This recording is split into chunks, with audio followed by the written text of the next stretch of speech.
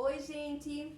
Vamos iniciar mais uma aula, né, dessa semana. A gente vai receber agora, nessa semana, as nossas últimas atividades do segundo bimestre, tá? Porque já tá chegando aí férias, né? Todo mundo já tá querendo resolver as suas tarefas que estão atrasadas. Então, para não atrasar, para vocês não ficarem com mais acúmulo, então a gente vai ter atividades ainda essa semana. Semana que vem é só pra gente mais fechar, fazer recuperação.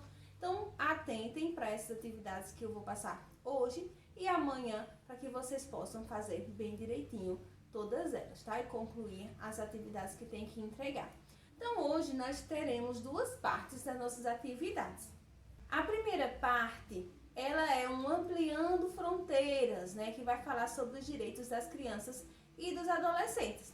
Vocês viram, né, quando a gente estudou a entrevista do Toquinho, do violão em bicicleta, que ele falou muitas coisas sobre a sua infância, que ele brincava, que ele estudava, que ele começou a tocar o violão, inclusive até por ajuda da sua mãe, que incentivou ele a iniciar esse violão. Então, a gente viu que ele teve o direito a várias coisas, né? Ao estudar, ao brincar, ter a saúde, a moradia.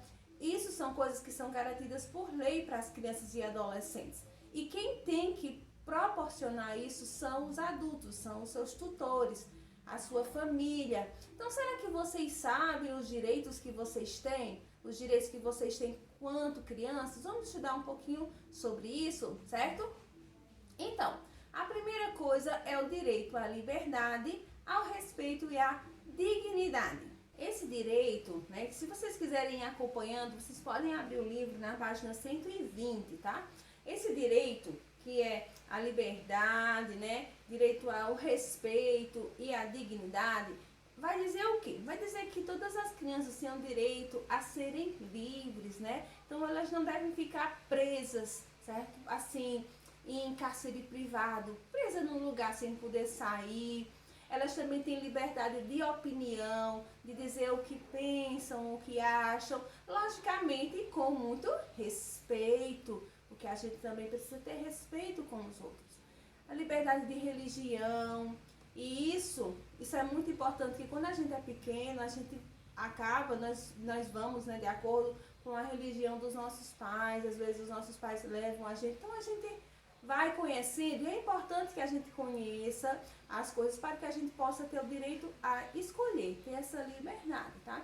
Então, ter a dignidade, ter o direito de fazer as coisas que quer. Lembrando que a liberdade não é uma liberdade sem freio, né? Inclusive, até na entrevista do Toquinho, ele disse isso, as crianças precisam ser livres, mas é uma liberdade de que elas tenham, assim, que elas possam falar sem ter o medo de alguém bater, ter o medo de alguém ficar dizendo que não presta, não.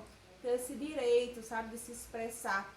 Então, mas não é aquela liberdade de fazer tudo o que quer, porque a gente sabe que crianças têm que ter limites e que a criança ainda não entende muitas coisas, então logicamente que ela não vai poder fazer coisas que ela não é só para a sua idade ainda, né? Não pode escolher tantas coisas, então por isso que é importante o papel dos tutores, né? Dos pais, dos responsáveis que cuidam das crianças, tá bom?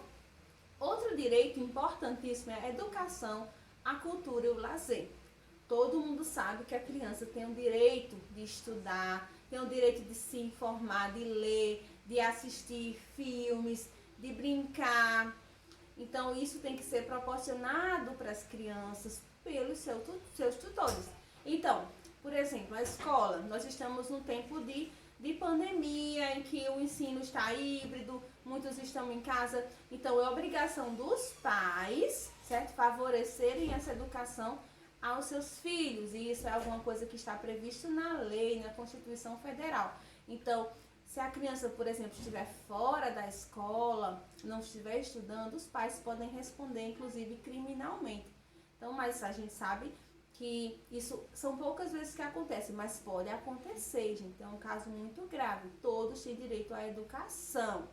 Até os 18 anos, o adolescente, a criança adolescente, né, começando dos 4 anos de idade, tem que estar na escola, tá? E o direito à cultura e o lazer, isso faz parte, né? Nós temos que ter direito a compreender a nossa cultura, os nossos costumes e também, principalmente a criança, né, a brincar. ter um momento também de brincar, tá? Isso é muito importante para o desenvolvimento da criança. Também temos o direito à vida e à saúde, que desde a barriguinha da nossa mãe, desde o dia que vocês estavam ali na barriga da mãe de vocês, a saúde, ela tem que ser garantida para vocês. Vocês têm um direito à vida.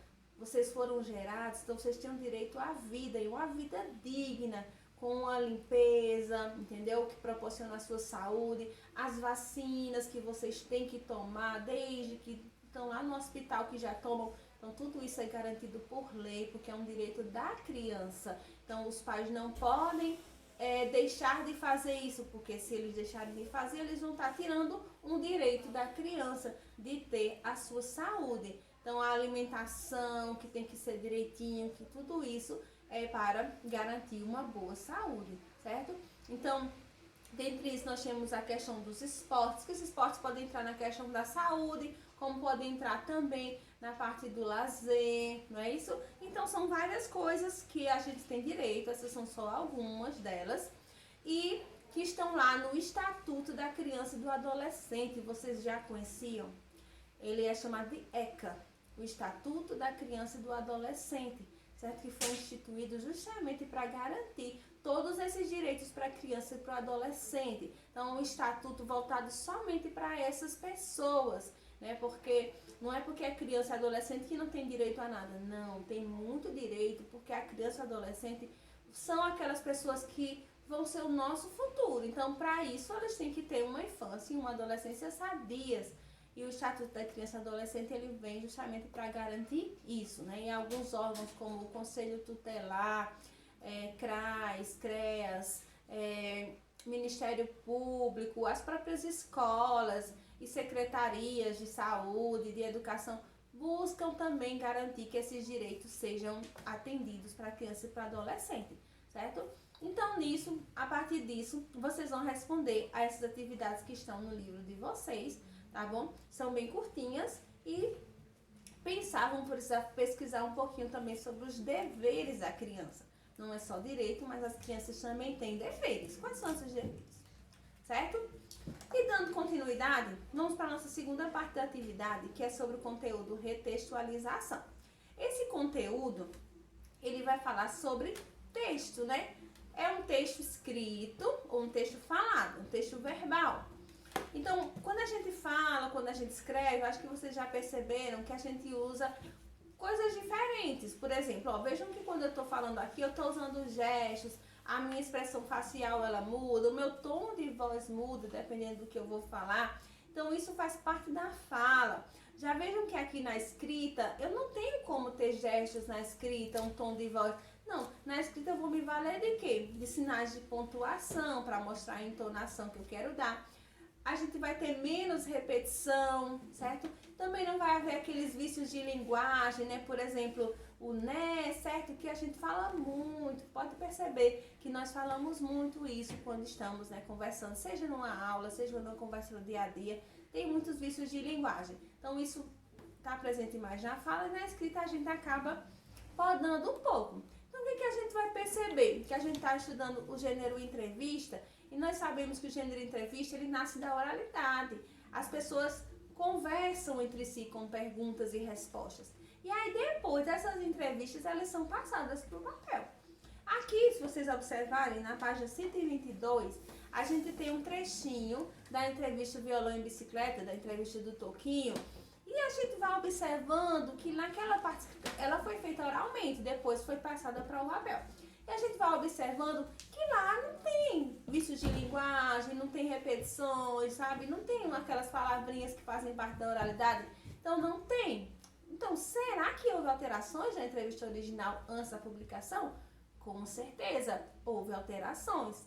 Então, a gente vai falando e quando vai passar para a escrita, a gente vai podando. Como a gente poda uma árvore que vai tirando aquelas partes, vai deixando a árvore, continua lá. A informação importante continua lá. Mas a gente vai tirando aquilo que não precisa. Então, isso a gente vai estar fazendo uma retextualização. Estou retextualizando, que é o quê? Quando reproduzimos o que alguém disse ou escreveu, certo?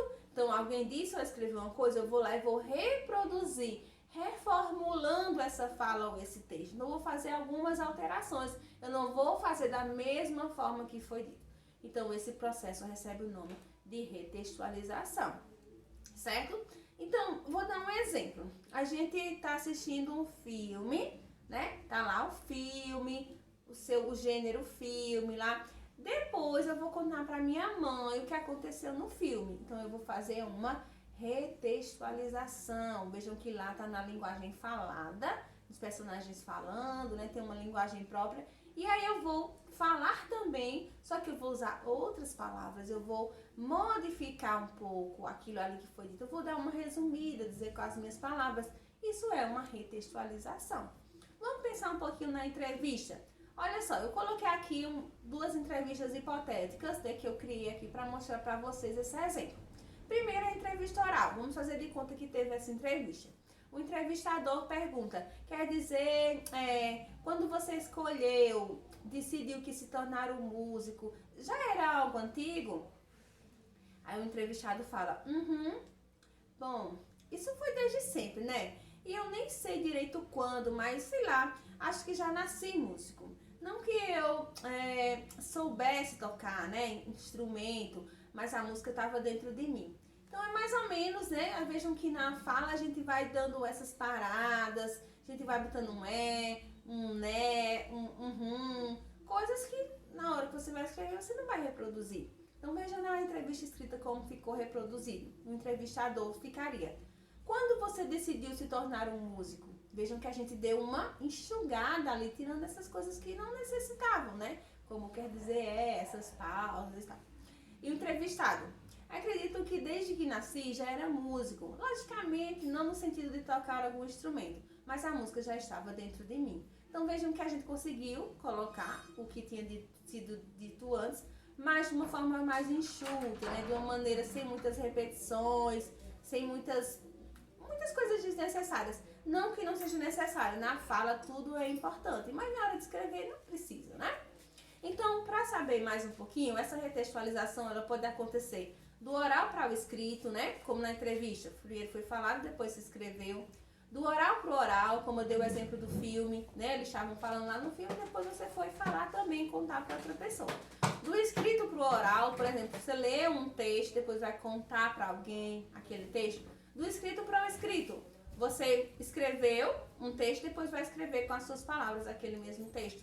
Você vai retextualizar, você vai resumir, fazer uma retextualização, certo?